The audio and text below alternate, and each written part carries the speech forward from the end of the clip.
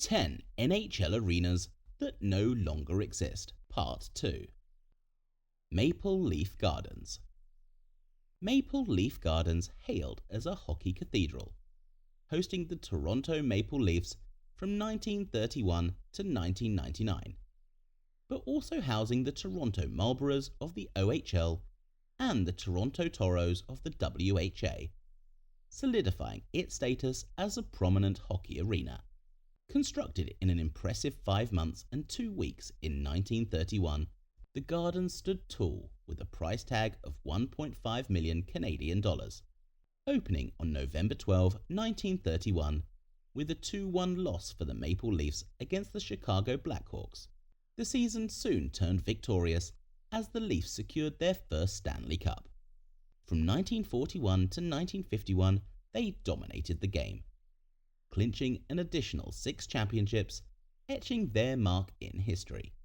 The arena's association with the team elevated it to the esteemed status of a revered hockey shrine. Maple Leaf Gardens witnessed numerous iconic moments in NHL history, including hosting the first official annual All-Star Game in 1947. It stood as one of the most renowned areas in hockey's past, initially being the largest in the country. In 1999, Maple Leaf Gardens bid farewell to professional hockey, undergoing reconstruction to become a versatile multi-purpose facility. Today, the lower floors accommodate retail space for Loblaws, while the top level houses the Mattamy Athletic Centre. McNichols Arena. McNichols Arena, nestled in Denver, Colorado, left a mark on the city's hockey scene. From 1976 to 1982, it housed the Colorado Rockies of the NHL and later became the home of the Colorado Avalanche from 1995 to 1999. Constructed in 1975, McNichols Arena boasted a seating capacity of 16,000. It was named in honor of William H. McNichols Jr., Denver's mayor from 1968 to 1983. On August 22, 1975, the arena proudly opened its doors. It witnessed remarkable moments in NHL history, notably the 1996 Stanley Cup Finals, where the Avalanche clinched Denver's first major sports championship by defeating the Florida Panthers in a 4-game sweep. In 1999, as the Nuggets and Avalanche relocated to the Pepsi Center, McNichols Arena bid its farewell. Despite being only 24 years old, the arena succumbed to its limitations. The narrow concourse corridors, outdated locker rooms and showers, limited luxury suites, and absence of club seating fell short of NHL standards. Consequently, the arena met its demise in 2000, making way for a parking lot surrounding Bronco Stadium at Mile High. Winnipeg Arena. Nestled in downtown Winnipeg, Manitoba, Canada, the Winnipeg Arena held a prominent place as the city's beloved ice hockey venue from 1955 to 2004. It remains etched in memory as an iconic home of the first Winnipeg Jets franchise, which graced the World Hockey Association from 1972 to 1979 and the NHL from 1979 to 1996. In 1955, the Winnipeg Arena was born. Initially accommodating around 9,500 spectators, it was widely regarded as a premier facility during the 1950s and 1960s. The arena etched its place in history by hosting the third game of the monumental Summit Series between Canada and the Soviet Union in 1972. A vibrant crowd of approximately 9,800 fervent fans witnessed the gripping battle that culminated in a thrilling 4-4 draw. Following the completion of the MTS Centre in November 2004, the Winnipeg Arena bid farewell and later met its fate in 2006 through demolition. Today, a retail and commercial complex sits on the site. Reunion Arena. Located in the vibrant Reunion district of downtown Dallas, Texas, Reunion Arena held a special place in the hearts of sports enthusiasts as the home of the Dallas Stars from 1993 to 2001. Constructed in 1980 at a cost of $27 million, the arena boasted a capacity of 17,000 spectators for hockey games and proudly opened its doors on April 28, 1980. Noteworthy for being the last NHL arena to utilize an American sign and indicator scoreboard, Reunion Arena witnessed countless unforgettable moments in NHL history. It was the backdrop for the Dallas Stars' victorious journey to the 1999 Stanley Cup Finals and also hosted the intense battles of the 2000 Stanley Cup Finals. In 2001, Reunion Arena bid farewell as the Stars and Mavericks relocated to the state-of-the-art American Airlines Center. Ultimately, in 2009, the arena met its end, succumbing to demolition. The site where Reunion Arena once stood has been transformed into Reunion Park. Memorial Auditorium. Located in downtown Buffalo, New York, the Memorial Auditorium holds a significant place in the city's sports history. It served as the home arena for the Buffalo Bisons of the AHL from 1940 to 1970 and the Buffalo Sabres of the NHL from 1970 to 1996. Constructed in 1940 for $2.7 million, the arena initially accommodated over 12,000 fans for hockey games. Through renovations, its seating capacity was later expanded to around 16,000, enhancing the fan experience. Fondly known as the Aud by fans, the Memorial Auditorium stood as an iconic NHL venue. The atmosphere inside was electric, and when the sold-out crowds of 16,433 supporters packed the arena, their collective voices reverberated, making it an intimidating place for visiting teams. The Aud witnessed numerous memorable moments in NHL history, including hosting the 1975 Stanley Cup Finals and the 1978 NHL All-Star Game, as well as serving as the venue for the 1991 NHL Entry Draft. The final game at the Aud took place on April 14, 1996, featuring the Buffalo Sabres against the Hartford Whalers. In a fitting conclusion, the Sabres emerged victorious with a 4-1 win. As Pat LaFontaine placed the ceremonial final puck into the net, goosebumps resonated through the crowd, and as the lights dimmed, the chapter of the Aud came to a close. Following its closure in 1996, the Sabres relocated to the Marine Midland Arena. Subsequently, in 2009, the Memorial Auditorium met its fate and was demolished. The site underwent a transformation, becoming an extension of Canalside. Miami Arena. Located in downtown Miami, Florida, the Miami Arena served as the home of the Florida Panthers from 1993 to 1998. Built in 1988 at a cost of $52.5 million, the arena had a capacity of around 15,000 spectators. One notable event hosted at the Miami Arena was the NHL's 1996 Stanley Cup Finals, featuring an exciting showdown between the Florida Panthers and the Colorado Avalanche.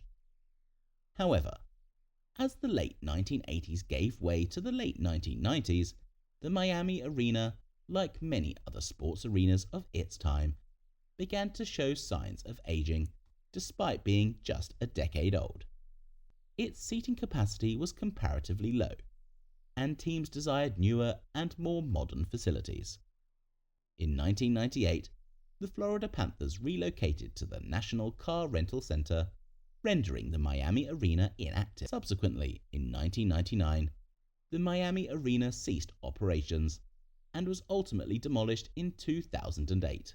A parking lot now occupies the space where the Miami Arena once stood. Joe Louis Arena. Joe Louis Arena, the cherished former home of the Detroit Red Wings, held a legendary status during its impressive 38-year reign on the shores of the Detroit River.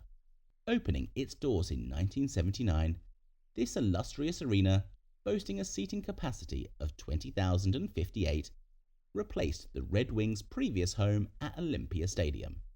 It was aptly named after Joe Louis, the renowned former boxer and heavyweight champion who had roots in the Detroit area. On December 27, 1979, the Red Wings played their inaugural game at Joe Louis Arena, and the venue proudly hosted the 32nd All-Star Game later that same season, captivating a then-record crowd of 21,002. Throughout its existence, Joe Louis Arena remained one of only 3 NHL arenas without a corporate naming sponsor.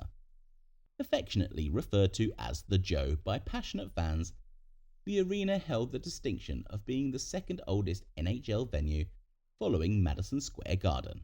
The Red Wings experienced remarkable success during their tenure at the arena, capturing 4 Stanley Cup championships and securing an astonishing 25 consecutive playoff appearances. In April 2017, the Red Wings bid a fond farewell to the arena as they hosted their final game there. The torch was passed to Little Caesars Arena. Following the arena's demolition in early 2019, a 25-floor residential tower named the Louis is currently being constructed in its place. The Capitol Center. The Capitol Center, an indoor arena located in Landover, Maryland, held a prominent role as the primary home for the Washington Capitals from 1974 to 1997. Constructed in 1973 at a cost of $25 million, the arena boasted a seating capacity of 18,000 for hockey games. Its doors officially opened on December 2, 1973. Notable events took place within its walls, including the hosting of the 1982 NHL All-Star Game and witnessing memorable NHL playoff games like the Easter Epic in 1987. On November 26, 1997, the Capitals bid their farewell with a 5-6 loss against the Montreal Canadiens. The Capitol Center was recognized as the first indoor arena with a video replay screen on its center-hung scoreboard, as well as one of the early arenas to include luxury boxes. Its demolition occurred on December 15, 2002, making way for the Boulevard at the Capitol Center, a town center-style shopping mall that opened in 2003. Richfield Coliseum. Richfield Coliseum, an iconic indoor arena nestled in Richfield Township, Ohio, held a special place in the hearts of sports enthusiasts, serving as the proud home of the NHL's Cleveland Barons from 1976 to 1978. This architectural marvel emerged in 1974, costing an impressive $36 million. Boasting a seating capacity of over 20,000, with approximately 18,000 seats dedicated to hockey games, it surpassed its predecessor, the Cleveland Arena. Strategically situated in Richfield, the Coliseum benefited from its prime location along Interstate 77. Perfectly positioned between the bustling cities of Cleveland and Akron, with nearly 5 million individuals residing within an hour's drive, it became a vibrant hub for thrilling events. Despite its grandeur, the Coliseum faced a minor drawback. A single concourse served both levels, resulting in tight quarters during near-capacity attendance.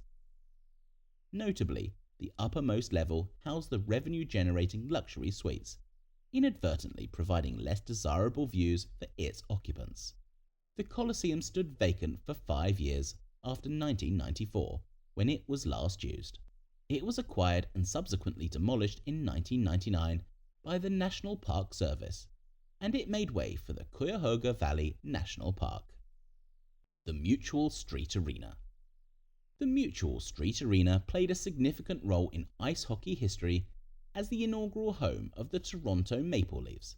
From 1912 to 1931, it was the premier ice hockey site in Toronto, hosting teams from the NHL, NHA, OHA, and IHL.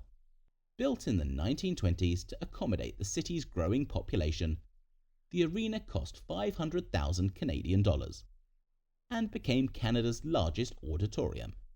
Its ice rink measured 230 by 95 and seated nearly 8,000 spectators.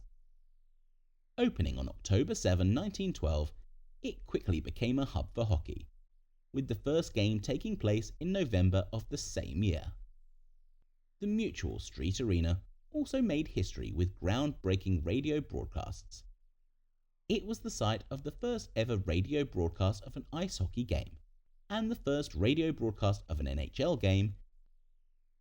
As the third Canadian rink with artificial ice, known as Arena Gardens, it earned a reputation for innovation. After the Maple Leafs departed, the arena was transformed into a versatile venue, hosting boxing matches, boat shows, wrestling and tennis. In 1962, it became the Terrace, a curling club and roller skating rink. However, the building met its end in 1989, making way for the Cathedral Square residential complex and Arena Gardens Municipal Park, which now occupies the site. Comment below which of these arenas was your favourite.